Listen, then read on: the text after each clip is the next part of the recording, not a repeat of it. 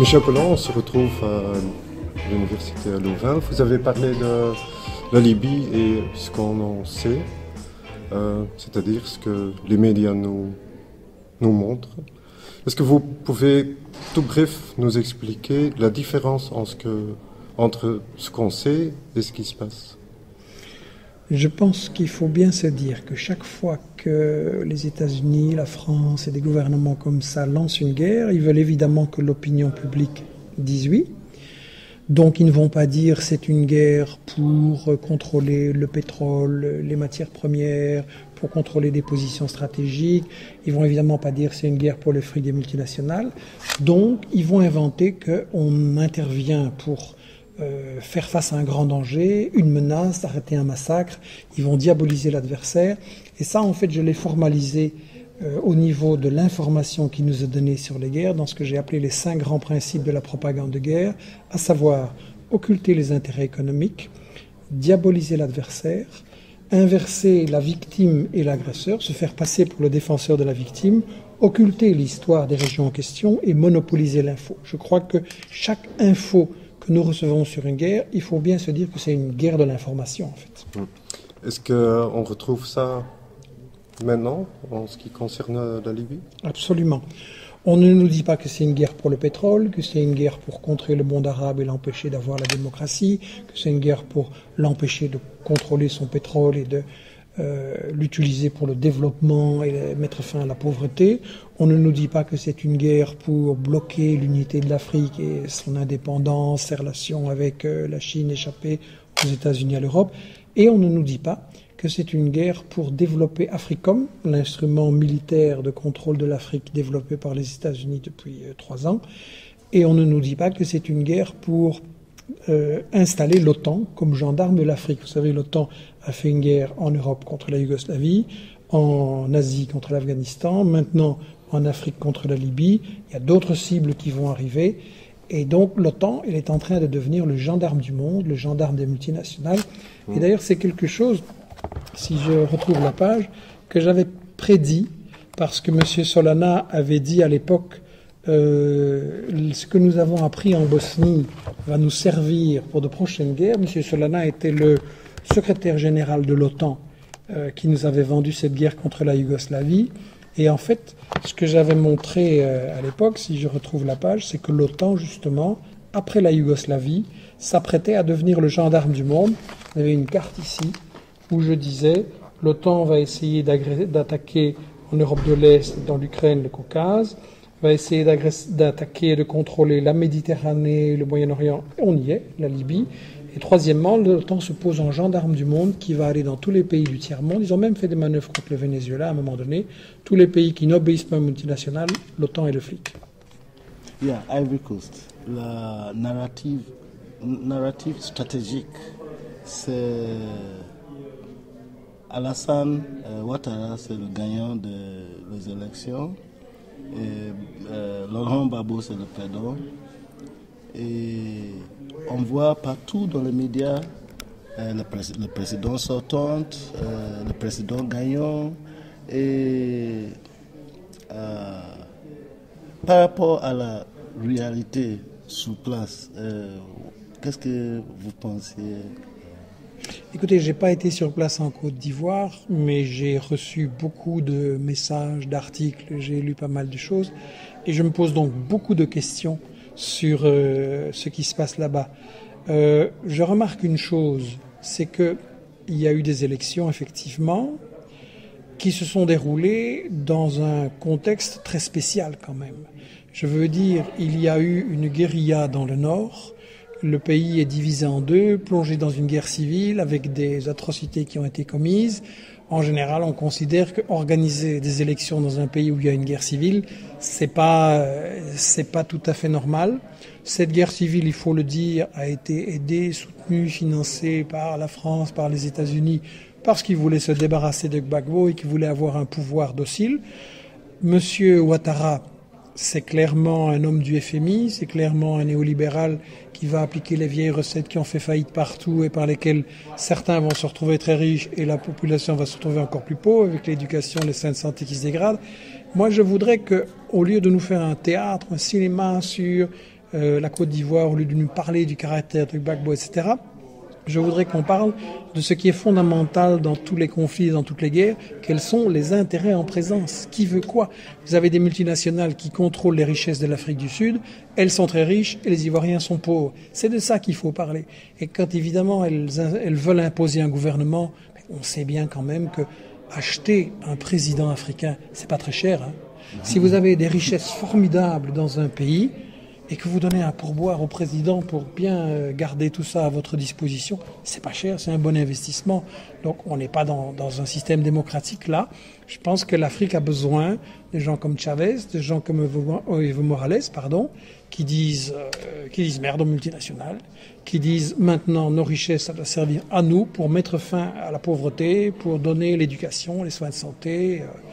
Et ça, évidemment, l'Occident ne veut pas, parce qu'il ne veut pas partager les richesses, il veut que ça profite aux multinationales.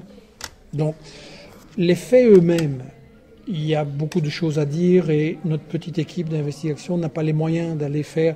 On a fait des tests médias sur l'Irak, sur la Yougoslavie, sur l'Afghanistan, sur le Venezuela, et on a vu que chaque fois, nos médias nous mentent. Donc, est-ce que maintenant, sur la Côte d'Ivoire et la Libye, il y a une exception? Je ne crois pas, parce qu'il y a les mêmes intérêts, et on retrouve les mêmes silences. Ce qui étonne, c'est un peu qu'on parle de la lutte ou de la guerre interne en Côte d'Ivoire, même en Libye, sans parler sur le programme du gouvernement ou de l'opposition. C'est comme un peu, si on parle aujourd'hui en Belgique sur des manifestations à Bruxelles, on parle du fait qu'il y a un embouteillage, mais on ne parle jamais de quoi il s'agit, de quelle manifestation il s'agit. Vous avez raison. En fait, l'information qui nous est présentée, c'est une information sur les conséquences et jamais sur les causes. On nous montre des images, on nous montre des faits, mais jamais on nous explique ce que je disais. Ce qui est fondamental dans un conflit, c'est de comprendre les intérêts en présence. Il y a des forces sociales qui s'opposent. C'est jamais un homme contre un homme. Je veux dire, le pouvoir d'un pays en Afrique, en Europe ou partout, c'est pas le pouvoir d'un homme, c'est pas vrai. C'est le pouvoir d'une classe sociale, et cet homme-là, il la représente. Et si c'est la classe sociale dominante, elle va vouloir un homme à son service. Et si à un moment donné, cet homme devient trop indépendant, elle va le remplacer par tous les moyens. Soit on fera du chantage, de la corruption, des pressions, ou les assassinats, ou une guerre civile. Donc, effectivement, vous avez raison. Le problème dans l'info qui nous est donnée, c'est qu'elle est superficielle, volontairement superficielle, et on ne peut pas comprendre les problèmes, en fait. Je veux dire, le flamand, le wallon, il ne peut pas comprendre ce qui se passe en Côte d'Ivoire. Il ne peut pas comprendre ce qui se passe au Congo.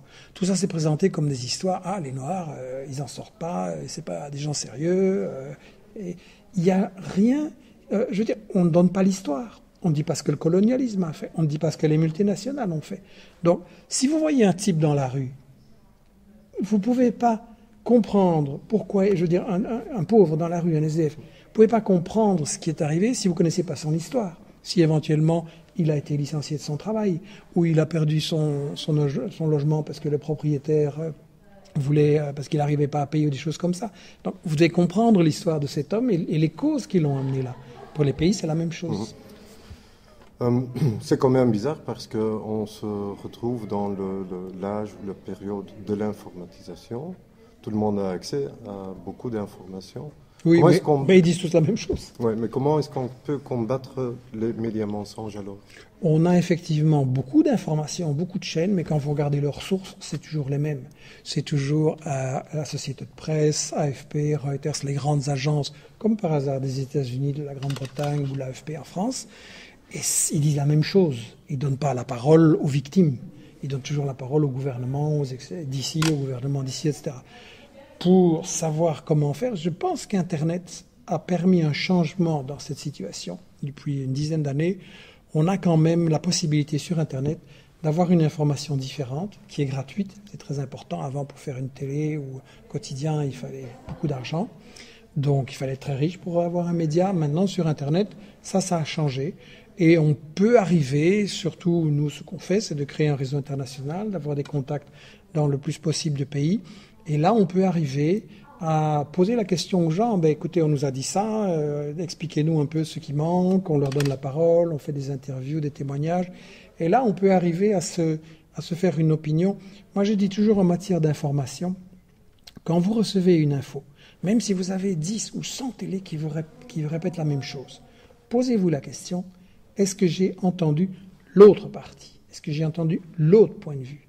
Tant qu'on n'a pas montré les deux points de vue, les deux forces qui s'affrontent, vous n'avez pas eu d'information. Et je pense qu'Internet, il y a beaucoup de sites qui essayent de faire ça comme nous.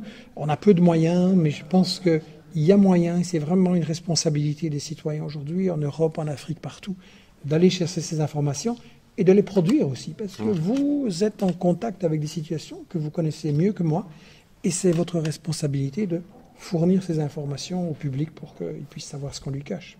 Quel genre de solidarité, activité solidaire aujourd'hui on a besoin en Europe pour aider et éviter tous les problèmes, surtout la phase de guerre on voit en Afrique aujourd'hui? Je crois que la première chose dont on a besoin en Europe, c'est de faire circuler l'information, comme je le disais, d'aller la chercher et d'ouvrir les yeux aux Européens en disant, écoutez, vous pensez, vous, Européens, que vous êtes bien informés, que vous savez tout, que vous savez qu'est-ce qu'il faut faire en Afrique, dans les pays arabes, etc. En réalité, première chose, allez écouter les gens, allez écouter les Africains, les Latinos, les Arabes, voyez et sentez ce qu'ils pensent du colonialisme, qui continue toujours aujourd'hui sous des formes différentes. Écoutez-les, comprenez la colère de ces gens qui voient qu'avec les multinationales qui dominent le monde, la pauvreté s'aggrave. Vous savez, il y a de plus en plus de gens qui meurent de faim maintenant, malgré toutes les promesses. Et donc ça, c'est la première chose, je pense, la bataille de l'info. La deuxième, je pense qu'on a une grande responsabilité à ouvrir le débat en Europe contre ce que j'appellerais l'ethnocentrisme. Cette idée, les Européens savent tout, le monde entier doit les suivre. C'est très grave. Je veux dire, on a vécu en Europe pendant 5 siècles dans le colonialisme, surtout depuis un siècle et demi. Et dans cette idée, nous sommes supérieurs, nous devons apporter la civilisation au monde, etc. Bon, nous avons apporté l'esclavage, la barbarie, des génocides. Il serait temps d'être un peu modeste. Oui. Qui disait aux gens, laissez-vous faire, ça ira mieux au paradis. On est bien d'accord. Donc, il serait temps de devenir un peu modeste. Et je crois qu'il y a un problème en Europe. C'est que le colonialisme, théoriquement, c'est fini. Donc, on a enlevé le casque colonial, mais la tête est restée coloniale. Ça, c'est le problème. Et donc, il est temps que le blanc se rende compte qu'il a énormément de choses à apprendre du noir, de l'arabe, du latino, de toutes les victimes, de tous les gens d'en bas. Vous savez, moi, on m'a élevé chez les jésuites.